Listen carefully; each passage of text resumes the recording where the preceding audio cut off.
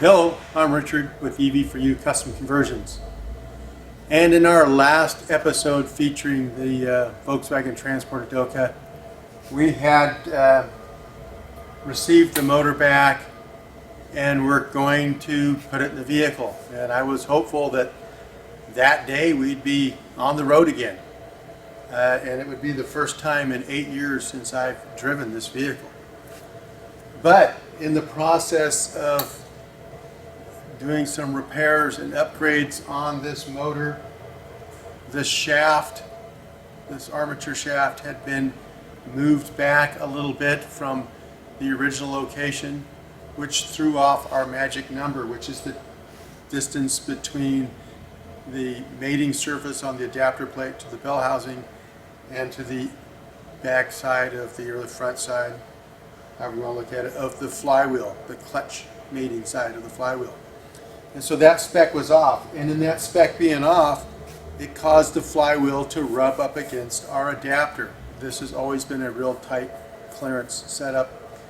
And if you've been following this vehicle for the last 8 years, it's kind of been a reoccurring theme that there has been a clearance issue between the flywheel and the adapter. It was originally because the adapter had some flaws in it from the manufacturer, and so we overcame those. This time, and then it was because the armature actually moved due to clutch pressure and everything, and the way the bearing design was on this.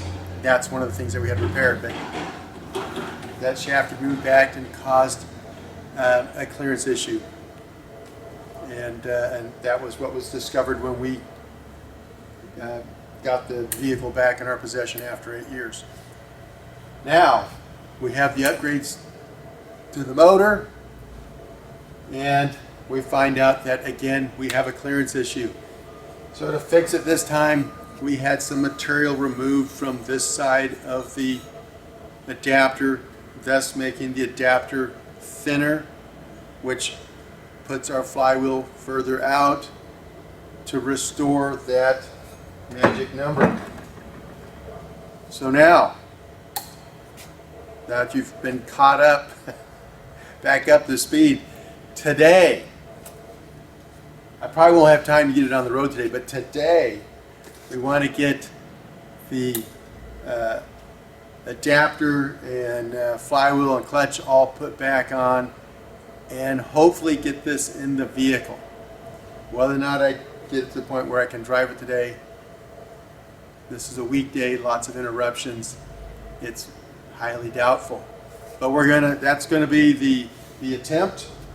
And so because of the number of interruptions I get on a daily basis, I'm not even gonna try to film this. We're gonna cut away, come back, cut away, come back, and give you the highlights. So anyway, just wanted to bring you up to speed where we are, why we're at this point, how we got here, that kind of thing. And so let me do what I can, and I'll be back. Some good news. Got the adapter torqued on, got the flywheel torqued on. No noise, runs smooth. So let's hope things continue to go smoothly and we get this thing in the vehicle without too much headache. She's leaving the workbench and heading back for the car. We're getting prepared to put the motor in. We've got the motor underneath the vehicle on our transmission jack. We've got some lighting. We've got the rear cross member ready to go into place. We've got the hardware. We've got the tools that we're going to use. So we're prepared to do it, and I hope it goes smooth. It's been a long time since we put the motor in this thing last time, 8 years, so I have no idea if this was a smooth one or not. Should be, because it's a straight shot, so we'll go and find out. Well, it's back in there. It wasn't too bad. It actually went fairly well, thankfully. And she spins.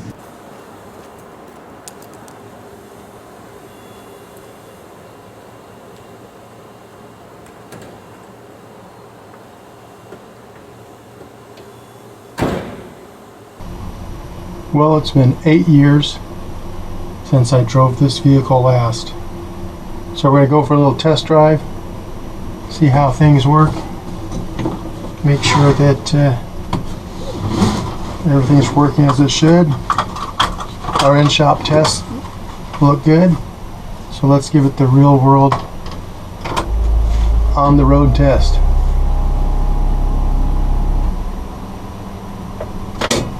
We're charged and ready to go.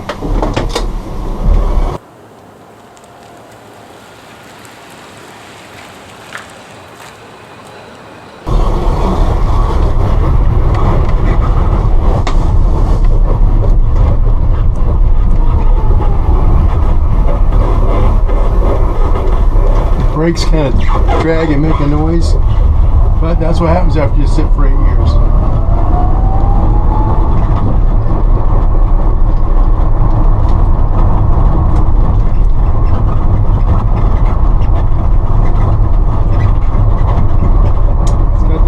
Squeaks as it's always had. So it's been kind of squeaky in the back there.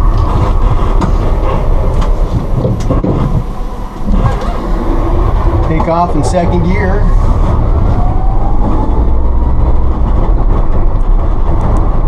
Away we go.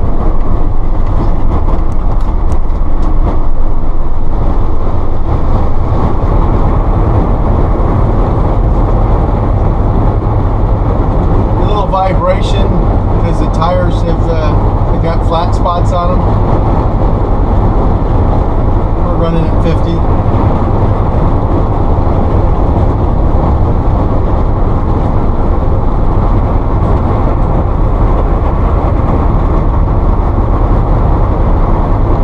Yeah, I know the tires definitely will need to be replaced.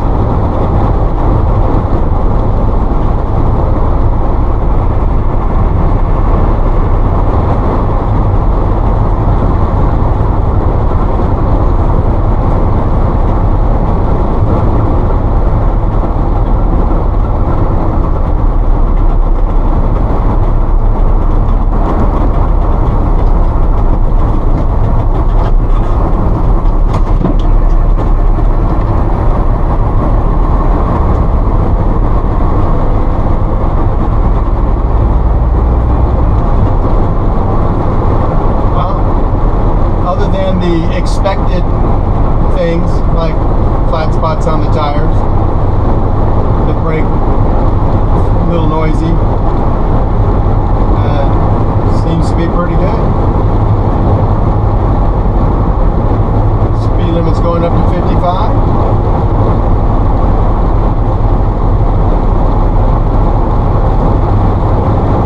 That's 55.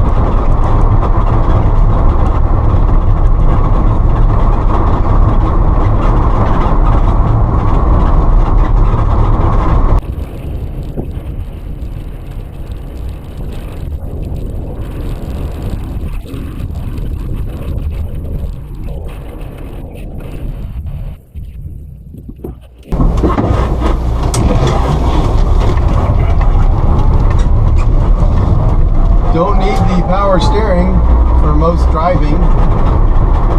If I'm in a parking lot maybe, or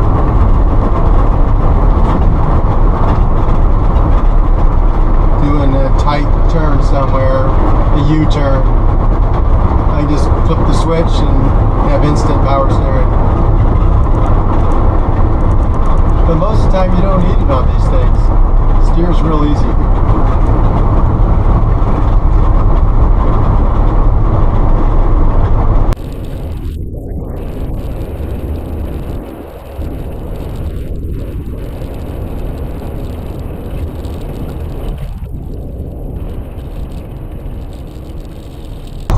Anderson River Park on the Sacramento River.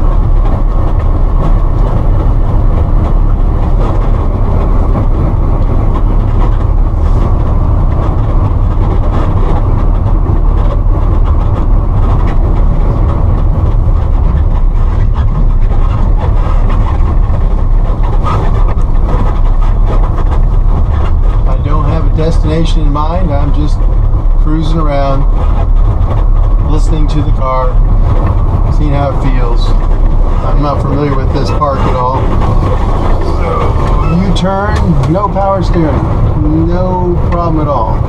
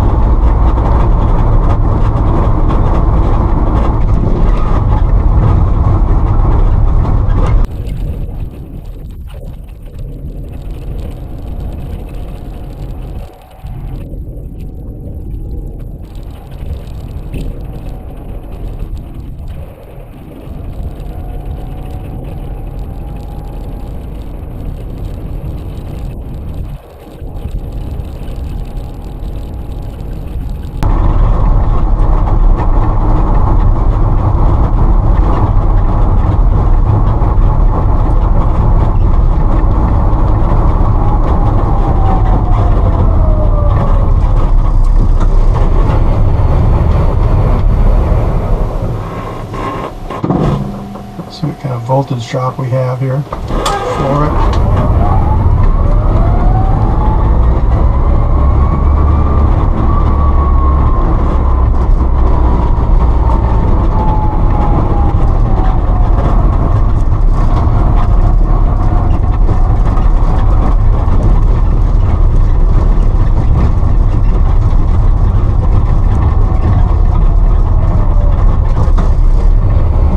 Hill, third gear start.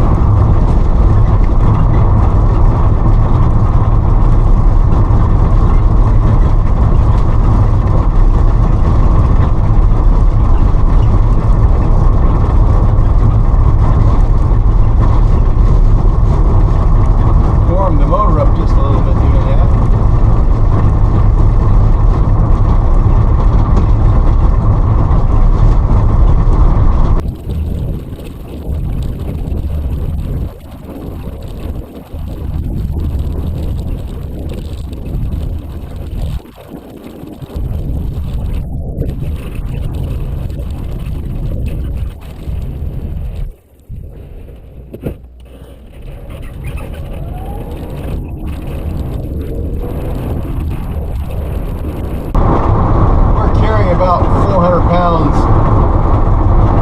of extra weight, and I'll tell you more about that later.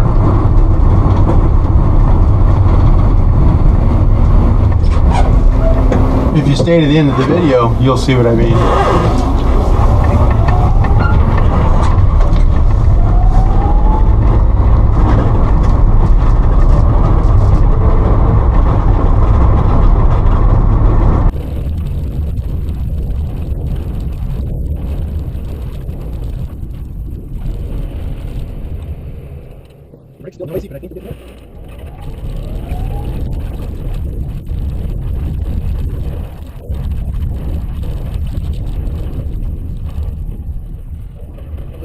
haven't been one of those in took me to diesel. Crap. I haven't bought gas in over 2 years. So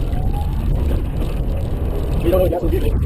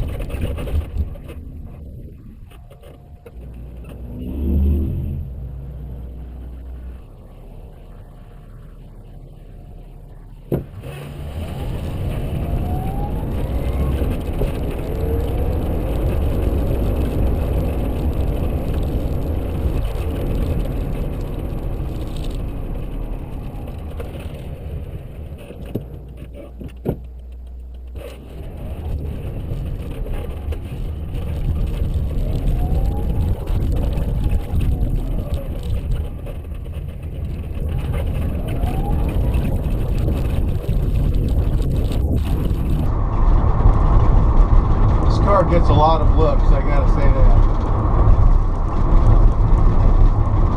It's just not that pumped.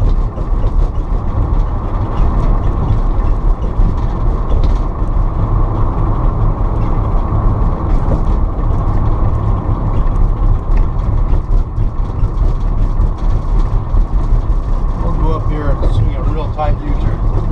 This car does turn very tight.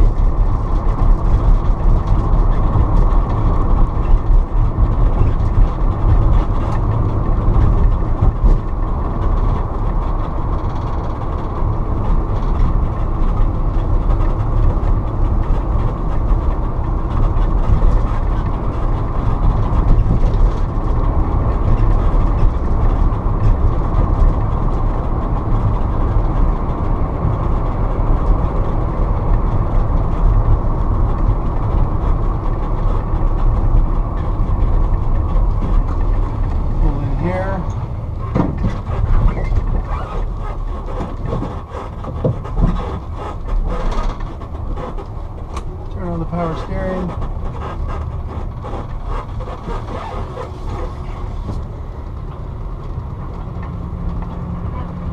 Look at that.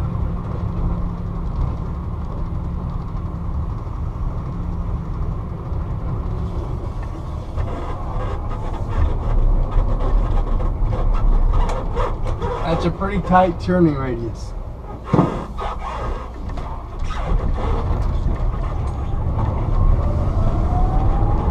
Probably tighter than my Carmen Ghia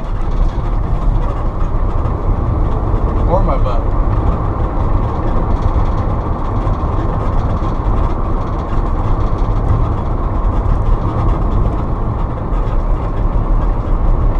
Well,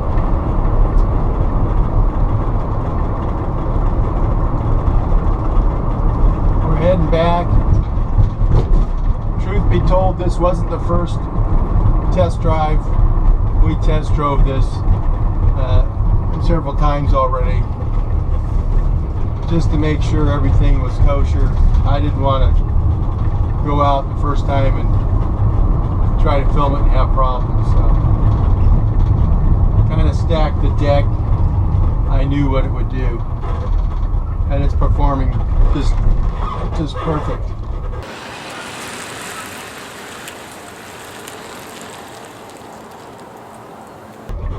Love this vehicle. It's just a lot of fun, and I'm glad that we've had the opportunity to acquire it, and we'll tell you more about that